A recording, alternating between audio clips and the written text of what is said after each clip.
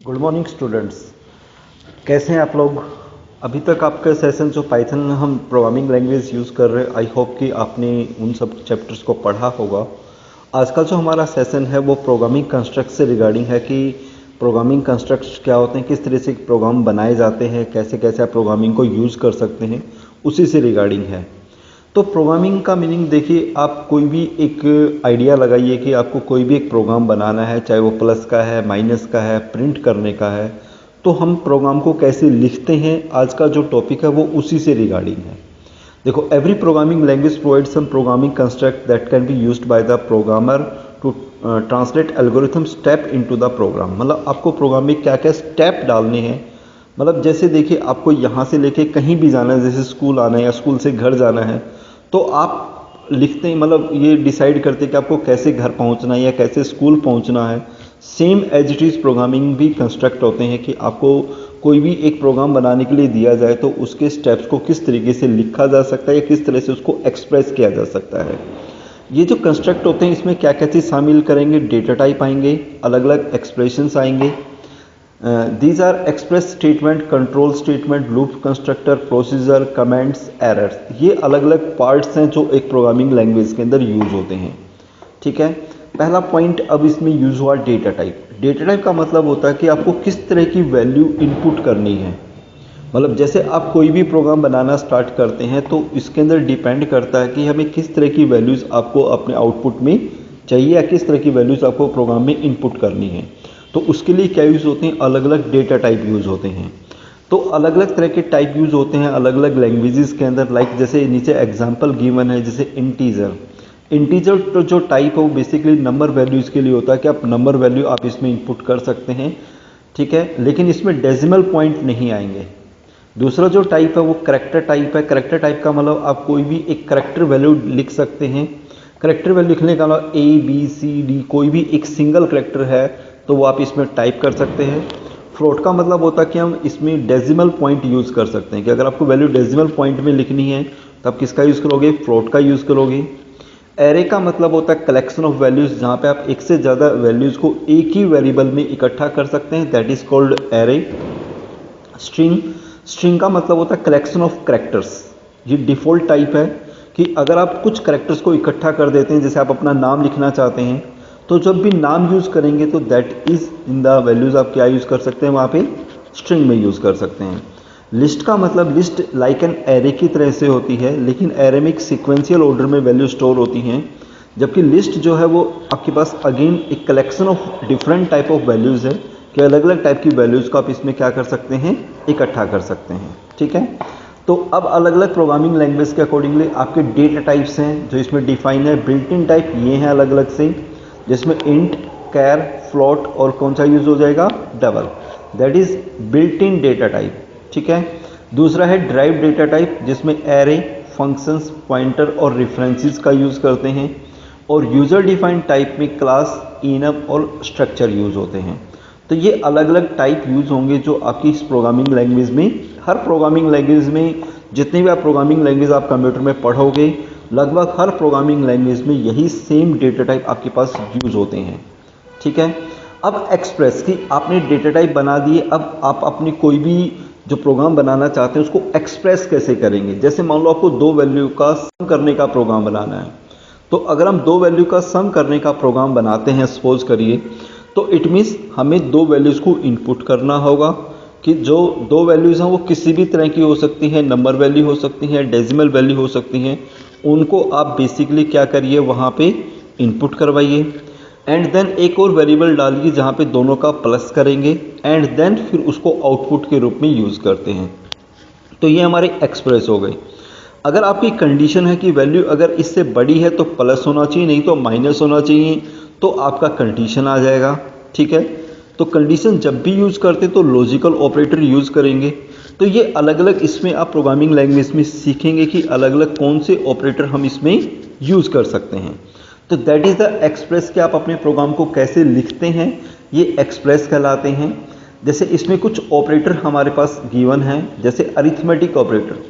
Arithmetic operator basically numeric calculation के लिए आते हैं, जिसमें हम क्या यूज़ करना सीखते हैं, how to additions, subtractions, multiplication, division and module symbols. ठीक है, मतलब प्लस से दो वैल्यू का प्लस हो जाएगा, माइनस कर सकते हैं, मल्टीप्लाई कर सकते हैं, डिवाइड कर सकते हैं। मॉड्यूलस जो है that use for the reminder, कि अगर आपको कोई भी रिमाइंडर शो करना है तो उसके लिए आप बेसिकली किसका यूज़ करते हैं, परसेंट सिंबल का यूज़ करते हैं।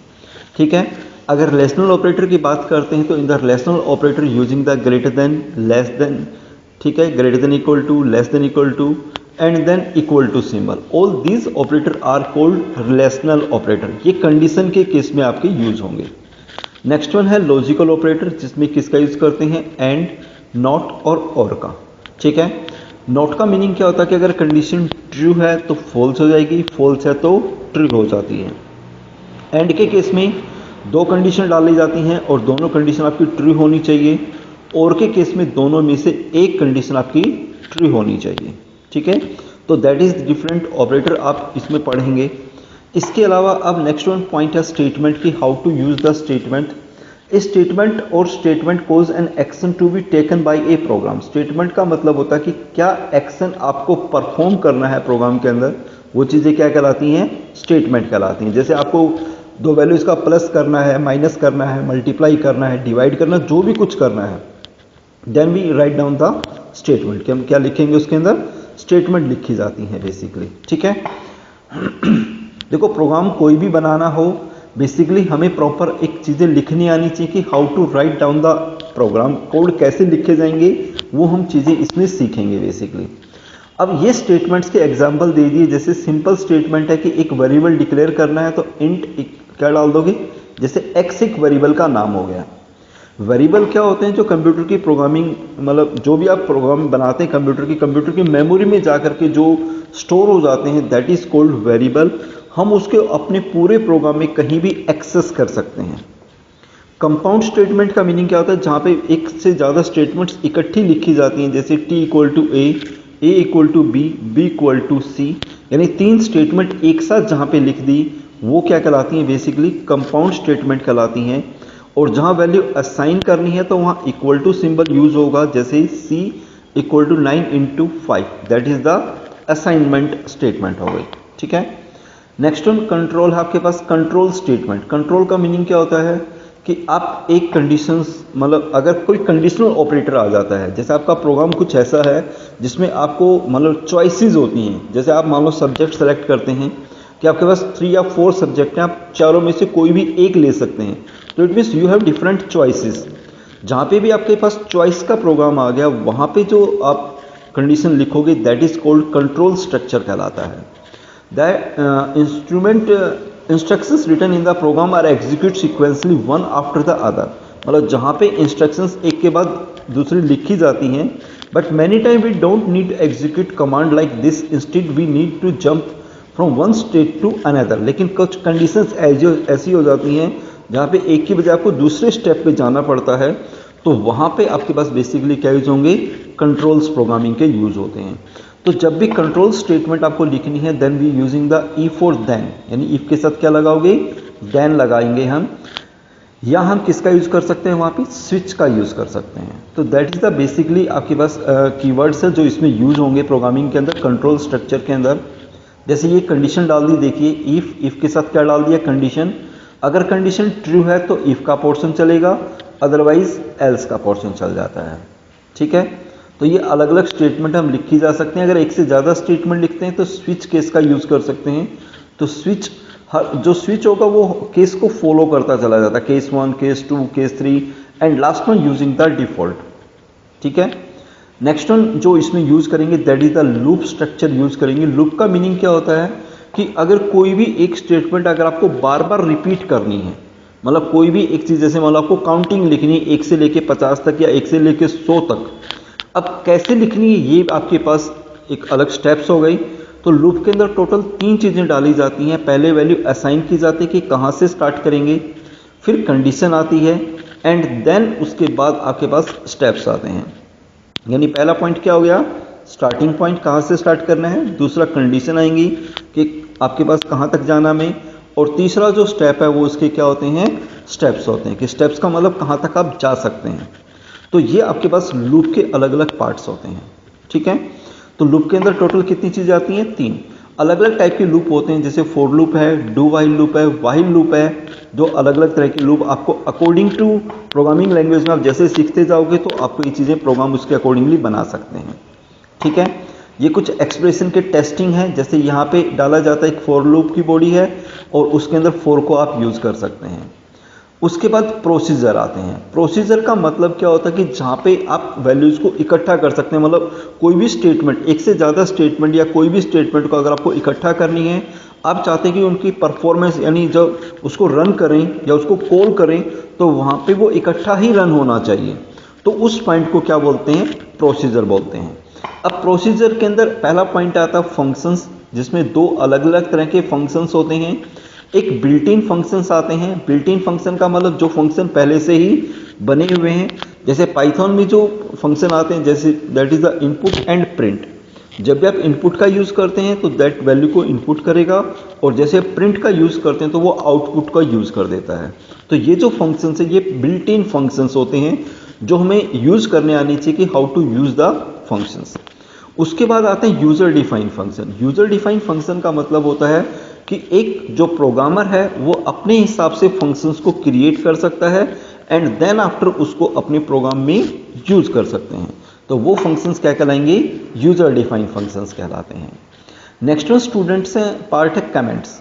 कमेंट्स का मीनिंग क्या होता है कि आपने जैसे प्रोग्राम लिखा, अब प्रोग्राम लिखने के बाद आपने उसको साल में 6 महीने बाद उसको चेक किया, तो अब हम उसको देखना, अब हमें ध्यान नहीं आ रहा कि हमने क्या कोड लिखे थे। तो कमेंट आपकी हेल्प करते हैं कि हम जो भी कोड लिख रहे हैं उसको एक कमेंट के रूप में शो कर दें, उसका प्रोग्रामिंग पे कोई इफेक्ट नहीं होता। यानी जब आप प्रोग्रामिंग को एग्जीक्यूट करेंगे तो उसका कोई भी इफेक्ट नहीं होता। जैसे हम कई बार आप कोई भी आंसर लिखते हैं और नीचे नोट लिख देते हैं, तो नोट लिखने का मतलब क्या होता है कि हम एक कमेंट बना रहे हैं ताकि उस प्रोग्राम को ईजिली समझा जा सके। तो सेम एज इट इज हम क्या बना सकते हैं? कमेंट 2 तरीके से बना सकते हैं, सिंगल लाइन और multi line. Single line comment डालना है तो हाइफन का यूज़ कर दीजिए, डबल स्लैश का यूज़ कर दीजिए, और मल्टी लाइन कमेंट बनाना है तो स्लैश एस्ट्रिक और एस्ट्रिक स्लैश का यूज़ कर सकते हैं। तो इस तरीके से हम प्रोग्रामिंग में क्या बना सकते हैं? कमेंट बना सकते हैं। नेक्स्ट वन पॉइंट आता है एरर्स। एरर का मतलब क्या होता है? गलतियां होती हैं नॉर्मल। जैसे आप प्रोग्राम लिखोगे तो आपके पास जाहिर सी बात है कि कुछ मिस्टेक्स भी होंगी। तो कुछ मिस्टेक्स जो आपके पास यूज़ होती हैं कि आप प्रोग्राम को रन करते वक्त आपके पास कुछ एरर आ गई, तो वो जो एरर अलग अलग टाइप की एरर होती हैं। जैसे डिफरेंट टाइप ऑफ एरर है, लाइक एल्गोरिथमेटिक मिस्टेक्स हैं, सिंटेक्स है, लेक्सिकल मिस्टेक्स हैं एंड सिंटेक्स मिस्टेक्स हैं। तो ये अलग अलग तरह की मिस्टेक्स आपके पास यूज़ होती हैं जब प्रोग्राम आप बनाओगे। जब प्रोग्राम को कंपाइल करते हैं, एक एरर आती है रन टाइम एरर्स, कि आपने प्रोग्राम को रन कर दिया, रन करने के बाद कोई एरर आई तो वो रन टाइम एरर कहलाती हैं। और एक रन करने से पहले ही आपके पास एरर दिखाई दे रही है तो इट मीन्स आपका सिंटेक्स गलत है। वो एरर कौन सी एरर कहलाती हैं? सिंटेक्स एरर कहलाती हैं। क्लियर हो गए स्टूडेंट? तो ये अलग अलग हम एरर कैसे यूज़ करते हैं ये सब चीज़ें आएंगी। ठीक है, जब आपका प्रोग्राम जैसे आपने इनपुट कर दिया तो ये सिंटेक्स एरर आपके पास से हो गई जैसे। ठीक है, कि कहीं आप कोई कॉमा लगाना भूल गए हैं या कोई बेसिकली ब्रैकेट लगाना भूल गए हैं, तो इस तरह की जो आपके पास एरर आती हैं वो बेसिकली कौन सी एरर कहलाती हैं? सिंटेक्स एरर कहलाती हैं। ठीक है, लैंग्वेज ट्रांसलेटर। ट्रांसलेटर का मीनिंग क्या होता है? जिसमें एक प्रोग्रामिंग लैंग्वेज को बेसिकली कंप्यूटर की लैंग्वेज या जो आप लैंग्वेज यूज़ कर रहे हैं उसमें ट्रांसलेट किया जा सकता है, जिसके अकॉर्डिंगली आप प्रोग्राम का आउटपुट देख सकते हैं। तो 2 होते हैं, एक कंपाइलर होता है और एक इंटरप्रेटर होता है। ठीक है, program written in any computer programming language other than machine language, यानी प्रोग्राम जो लिखे जाते हैं वो मशीन लैंग्वेज की बजाय दूसरी किसी लैंग्वेज में लिखे जाते हैं, देन उसको हम ट्रांसलेट करते हैं पहले। तो program written in assembly language are translate into the machine language, यानी असेंबली लैंग्वेज से प्रोग्राम को ट्रांसफर किया जाता है किस लैंग्वेज में? मशीन लैंग्वेज में। तो इसको ट्रांसलेट करने के लिए आपके पास कंपाइलर और एक क्या आता है? इंटरप्रेटर आता है। तो that is use interpreter and compiler. ये HLL है, हाई लेवल लैंग्वेज है, जिसमें आपके पास बेसिकली 2 अलग अलग चीजें आती हैं, इंटरप्रेटर एंड कंपाइलर। ठीक है, program written in high language are translate into machine language level object called by the software is called compiler और interpreter. Both compiler and interpreter have same name for translator, दोनों में एक ही है, will do, but the method of doing it are different in both. Compiler complete program is just one attempt will compiled a machine code. मतलब compiler क्या करता है, एक ही बार में पूरे मशीन कोड को डिटेक्ट कर लेता है, जबकि इंटरप्रेटर लाइन बाय लाइन आपके प्रोग्राम को कोड को चेक करता है। ए compiler intermediate machine code can be generate but the printer never generate an intermediate code. यानी कंपाइलर एक बेसिकली कैसा कोड जनरेट करता है, एक इंटरमीडिएट कोड लगाता है, लेकिन बेसिकली जो इंटरप्रेटर है वो इस तरह के कोड को जनरेट नहीं करता है। ठीक है, जैसे लाइक देखिए, compiler are optimize for the production environment and interpreter are best software development environment में यूज होता है। ठीक है, compiler are use translate most of the high language like C plus plus Java में यूज होता है, जबकि इंटरप्रेटर यूज होता है पाइथन, पीएचपी, पर ये सब में क्या यूज होता है, बेसिकली इंटरप्रेटर का यूज किया जाता है। ठीक है, ये अलग अलग डिफ्रेंशिएशन हो गया, तो इसको आप थोड़ा सा पढ़ना, तो आपको ये डिफ्रेंशिएशन जो ऊपर हमने पढ़ा है उसके अकॉर्डिंगली ये चीज़ें क्लियर हो जाएंगी। ठीक है, तो स्टूडेंट्स ये हमारा अलग अलग पार्ट था आज का कि how to we create the programming constructs का कैसे यूज़ कर सकते हैं। एक्सप्रेस के बारे में हमने यूज़ किया, सिंपल आप प्रोग्राम कैसे बना सकते हैं, इफ़ कंडीशन से कैसे बना सकते हैं, लूप का कैसे यूज़ कर सकते हैं, एरर को कैसे डिटेक्ट कर सकते हैं, कंपाइल कैसे कर सकते हैं प्रोग्राम को। तो आपका जो सेशन है वो इन चीज़ों से रिगार्डिंग है। तो स्टूडेंट्स आप इन चीज़ों को ध्यान से पढ़ें, क्योंकि अभी आपको हो सकता है ये चीज़ें ऊपर से गई हों, लेकिन जैसे जैसे आप प्रोग्राम बनाना स्टार्ट करोगे तो आपको ये चीज़ें कॉन्सेप्ट्स क्लियर होते चले जाएंगे और आप एक बेटर प्रोग्राम बना सकते हैं। ठीक है, तो प्लीज़ आप हमारी जो नेक्स्ट आने वाली वीडियोज़ हैं उनको आप कंटिन्यू ध्यान से देखते चले जाइए। अगर आप एक न्यू यूज़र हैं तो प्लीज़ चैनल को सब्सक्राइब करिए और इसको शेयर भी करिए, ताकि आपको लेटेस्ट जो वीडियोज़ हैं वो फास्टली आप तक पहुंच सकें। Okay student, that is our this one session.